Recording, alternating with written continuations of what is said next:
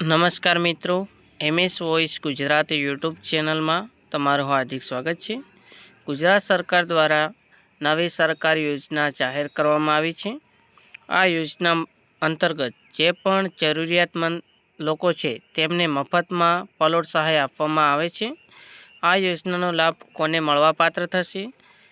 લાભ લેવા માટે તમારી પાસે કયા ડોક્યુમેન્ટ હોવા જરૂરી છે, ફોર્મ ક્યાંથી મળશે અને ફોર્મ તમારે કેવી રીતે ભરવાનું થશે, તેને લગતી બધી જ માહિતી તમને આ વિડીયોમાં જણાવવામાં આવશે।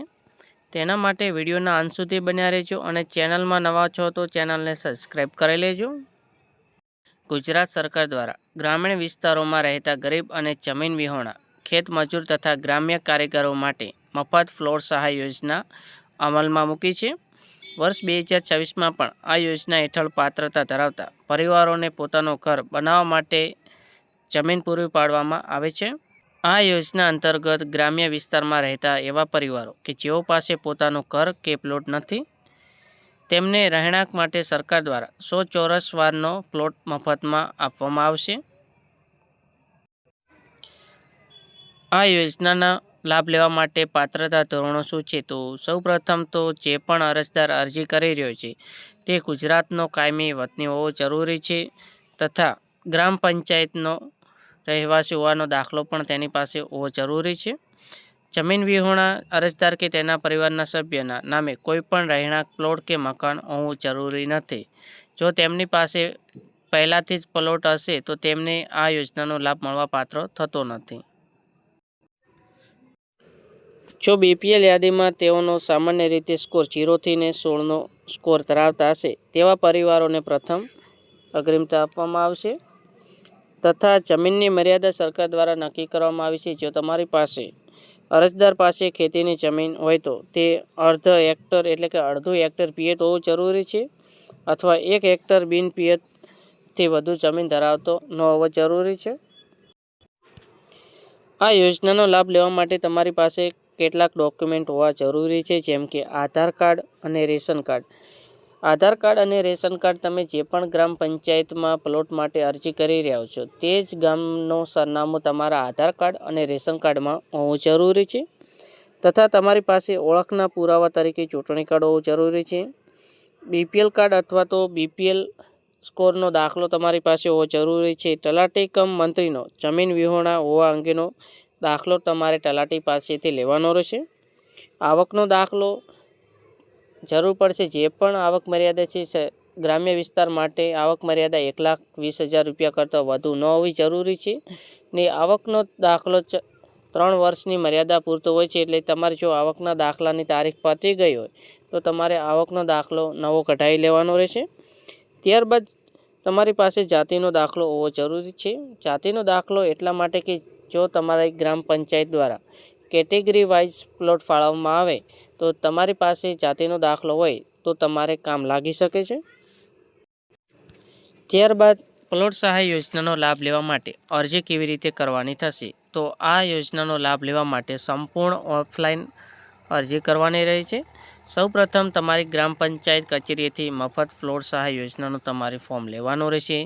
ફોર્મમાં માગેલી વિગતો તમારે કમ્પ્લીટ ભરવાની રહેશે, તેમાં કોઈ પણ પ્રકારની ભૂલભાલ કરવી નહીં। ત્યારબાદ તમારે આ ફોર્મ તલાટી અથવા તો તમારા ગામના જે પણ સરપંચ છે તેમને આ ફોર્મ આપવાનો રહેશે।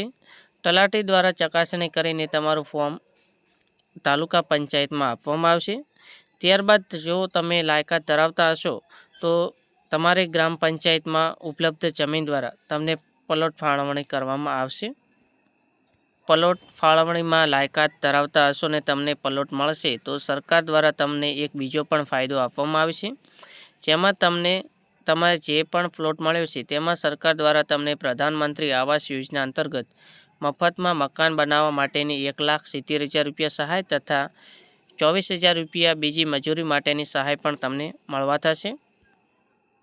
મફત પ્લોટ યોજનાનો લાભ લેવા માટે તમારે એક આ પ્રકારનું ફોર્મ ભરવાની જરૂર પડશે। કોઈ પણ જિલ્લા અથવા તો તાલુકા વાઇઝ પ્લોટ ફાળવણી માટેના ફોર્મની ફોર્મેટ અલગ હોઈ શકે છે। તેના માટે તમારે અરજી કરવાનું ફોર્મ તમારા ગ્રામ પંચાયતમાંથી મેળવી લેવાનું રહેશે। ત્યારબાદ ફોર્મમાં તમારે સૌપ્રથમ તો અહીંયા પ્રતિશ્રી તાલુકા વિકાસ અધિકારી એટલે કે તમારે જે પણ તાલુકો લાગે છે તે તાલુકાનું નામ તમારે અહીંયા પર લખવાનું છે। ત્યારબાદ નીચે જશો એટલે અરજદારના નામમાં તમારું નામ લખી દેવાનું છે। અહીંયા કાયમી સરનામામાં અને હાલના સરનામામાં તમારે તમારા ગામનું સરનામું, તાલુકો ને તમારો જિલ્લો લખી દેવાનો છે। ત્યારબાદ નીચે જશો એટલે ખેત મજૂર છો, સીમાંક યોજના હેઠળ તમે નોંધાયેલા છો। જો તમે ખેત મજૂર હોય તો તમારે હા કરી દેવાનો રહેશે। ત્યારબાદ નીચે જશો એટલે તમારી જાતિ તમારે લખવાની આવે છે। અનુસૂચિત જાતિના છો, અનુસૂચિત જનજાતિના છો, ઓબીસી છો કે સામાન્ય કેટેગરીના છો, જે તમારી જાતો લાગુ પડે છે તે જાતિ તમારે લખી દેવાની છે। ત્યારબાદ અહીંયા તમારે પાસપોર્ટ સાઇઝનો ફોટો લગાવવાનો રહેશે। ત્યારબાદ તમે ધંધો શું કરો છો તે તમારે અહીંયા લખી દેવાનો છે। 7 નંબરમાં તમારા લગ્ન થયેલ હોય તો તમારે પરણિત લખવાના છે, ને જો તમારા લગ્ન નથી થયા તો તમારે કુંવારા લખવાના છે। ત્યારબાદ 8 નંબરમાં તમે સંયુક્ત પરિવારમાં રહો છો કે અલગ રહો છો તે તમારે લખવાનું છે, ને હાલના રહેણાંકની વિગત અને તમારી માસિક ખર્ચની વિગત લખવાની, એટલે કે હાલ તમે કોની સાથે રહો છો ને તમારો માસિક ખર્ચો કેટલો થાય છે તેની વિગતો તમારે અહીંયા પર લખી દેવાની છે। ત્યારબાદ પોતાના નામે જમીન છે કે નહીં તેની તમારી વિગત જણાવવાની છે, એટલે અહીંયા તમારે ના લખવાનું રહેશે, કેમ કે તમારી પાસે જો પહેલાંથી જ પ્લોટ હોય તો તમે આ યોજનાનો લાભ લેવા માટે પાત્રતા ધરાવતા નથી। ત્યારબાદ અરજદારના નામે ખેતીની જમીન છે, જો તમારી પાસે 1 હેક્ટર બિન પિયત કરતાં ઓછી જમીન હોય તો તમારે અહીંયા હા લખી દેવાની છે, અને તેની સાથે તમારે ખેતીનો 7/12ના ઉતારા જોડવાની જરૂર પડશે। ત્યારબાદ નીચે જશો એટલે તમારા પિતાના નામે મકાન છે કે નહીં તેની તમારી વિગત લખવાની છે। નીચે 13 નંબરમાં તમારા રેશન કાર્ડમાં જેટલા પણ સભ્યોના નામ છે તેમની તમારે અહીંયા વિગત લખવાની છે। સૌપ્રથમ તો તમારે તેમનું નામ લખવાનું છે, પરણિત છો કે કુંવારા છે તે લખવાનું છે, તેમની ઉંમર લખવાની છે, ને તેમની સાથે તમારે શું સંબંધ થાય છે તે વિગત તમારે લખવાની છે। ત્યારબાદ 14 નંબરમાં જો તમારું નામ બીપીએલ યાદીમાં હોય તો તમારે 0 થી 20માં તમારો જે પણ સ્કોર છે તે તમારે સ્કોર અને તમારો નોંધણી નંબર લખી દેવાનો છે, ને નીચે 15 નંબરમાં તમારી પાસે ચૂંટણી કાર્ડ હોય તો તમારે ચૂંટણી કાર્ડ નંબર લખી દેવાનો છે। 16 નંબરમાં તમે સરકારી નોકરી કરો છો કે શું વ્યવસાય કરો છો, અહીંયા તમે પંચાયતના નોકર છો કે નથી તે તમારે હા ના લખવાનું છે, એટલે અહીંયા તમે ના લખી શકો છો। ત્યારબાદ તમારે 17 નંબરમાં અરજદાર હાલમાં કયા અને કોની સાથે રહે છે, હાલ તમે કોની સાથે રહો છો તેની તમારી વિગત લખી દેવાની છે। ત્યારબાદ તમે તમારા ગામમાં કેટલા વર્ષથી લખો છો, એટલે અહીંયા તમારે જન્મથી લખવાનો છે। ત્યારબાદ તમે મકાન પ્લોટ હોવા છતાં અરજી કયા કારણસર કરેલ છે, તેમાં તમારે અગાઉ ક્યારેય અરજી કરેલ નથી તે તમારે લખી દેવાનો છે। અને 20 નંબરમાં તમારે અન્ય બીજા ગામે મકાન પ્લોટ કે ખેતીની જમીન હોય તો તેની તમારી વિગત લખવાની છે, અહીંયા તમારે ના લખી દેવાનું છે।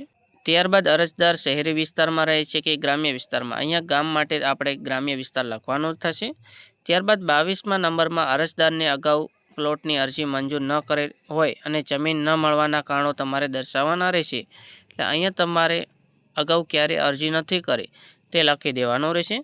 ત્યારબાદ નીચે જશો એટલે તમને અહીંયા થોડીક માહિતી આપેલ હશે તે તમારે માહિતી વાંચી લેવાની છે, ને નીચે જશો એટલે અહીંયા સ્થળમાં તમારા ગામનું નામ, તમારે તારીખ લખી દેવાની છે, ને અહીંયા તમે સિગ્નેચર અથવા તો જે અંગૂઠો કરો છો તો અંગૂઠો કરી દેવાનો છે। ત્યારબાદ જો તમારું નામ બીપીએલમાં હોય એટલે કે બીપીએલ યાદીમાં તમે નામ ધરાવો છો ને તમારો સ્કોર 0 થી 20નો છે તો અહીંયા તમારે તમારું નામ લખી દેવાનું છે, તમારું ગામ લખવાનું છે, બીપીએલ યાદીમાં તમે કેટલામો ક્રમ ધરાવો છો તે લખવાનું છે, એ તમારો સ્કોર લખી દેવાનો છે। ત્યારબાદ અહીંયા તમારે તલાટીના સહી સિક્કા કરાવી દેવાના છે।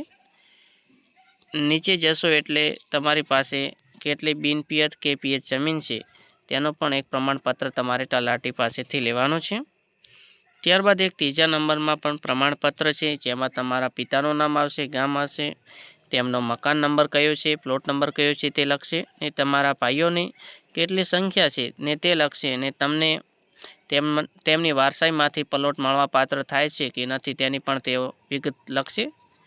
ત્યારબાદ નીચે જશો એટલે પ્રમાણપત્ર આપવામાં આવે છે કે અરજદારને જે જગ્યાએ પ્લોટ ફાળવવામાં આવે છે તે જગ્યા ગામતળ પૈકીની છે તેની તેઓ ખાતરી કરશે ને તેમની સિગ્નેચર કરી દેશે। ત્યારબાદ તમારે તલાટી પાસેથી મતદાર યાદી અંગેનું એક પ્રમાણપત્ર પણ લેવાનું હોય છે, જેમાં સૌપ્રથમ તમારે અહીંયા તમારું નામ લખવાનું છે, તમારું ગામનું નામ લખી દેવાનું છે. ત્યારબાદ તમે તે ગામની મતદાર યાદીમાં તમારો ભાગ નંબર શું છે ને તમે કયા અનુક્રમ નંબર પર તમારું નામ છે તે લખશે ને તેઓની સિગ્નેચર કરી દેશે. ત્યારબાદ તમારા નામે કોઈ પણ અન્ય જમીન કે મિલકત ધરાવતા નથી તેઓ પણ તમારે એક પ્રમાણપત્ર લઈ લેવાનું છે. આટલી વિગતો લખાઈ ગયા બાદ તમારે જે પણ જરૂરી ડોક્યુમેન્ટ છે તેની ઝેરોક્ષ સાથે આ ફોર્મ તમારે તલાટી કમ મંત્રીને આપી દેવાનું છે. તેઓ દ્વારા ફોર્મની ચકાસણી કરવામાં આવશે ને તમને પ્લોટ મળવા પાત્ર છે કે નહીં તે પણ તેઓ વિગતો લખશે ને જે પણ તમારો ફોર્મ છે તે મંજૂરી માટે તાલુકા પંચાયતમાં આપી દેશે. અમારી યુટ્યુબ ચેનલ દ્વારા સરકારની એક નવી યોજના શૌચાલય સહાય યોજના, જેમાં સરકાર દ્વારા તમને શૌચાલય બનાવવા માટે 12,000 રૂપિયા સુધીની સહાય આપવામાં આવે છે. આ યોજનાને લગતી સંપૂર્ણ માહિતી જેમ કે ફોર્મ ક્યાંથી મળશે, ઓનલાઈન ફોર્મ ભરવાનું કે ઓફલાઈન બંને કેવી રીતે ફોર્મ તમે ભરી શકશો, તે બધી જ માહિતીવાળો વિડીયો થોડાક જ દિવસોમાં અમારી ચેનલ દ્વારા અપલોડ કરવામાં આવશે. જો આપેલ માહિતી તમને ઉપયોગી થઈ હોય તો વિડીયોને લાઇક કરી દો. ચેનલને સબસ્ક્રાઈબ નથી કરી તો ચેનલને સબસ્ક્રાઈબ કરી દો અને બીજા લોકોને પણ વિડીયો શેર કરો જેથી તેઓ પણ આ સહાય યોજનાનો લાભ મેળવી શકે. ને જો તમારે પ્લોટ સહાય યોજનાનો ફોર્મની PDF જોઈતી હોય તો તમારે અમારી ટેલિગ્રામ ચેનલ, જેની લિંક વિડીયોના ડિસ્ક્રિપ્શન બોક્સમાં આપેલ છે, તેમાં આ ફોર્મની PDF અપલોડ કરવામાં આવશે. તેના માટે તમે અમારી ટેલિગ્રામ ચેનલમાં પણ જોડાઈ જાઓ. વિડીયો દેખવા બદલ આભાર.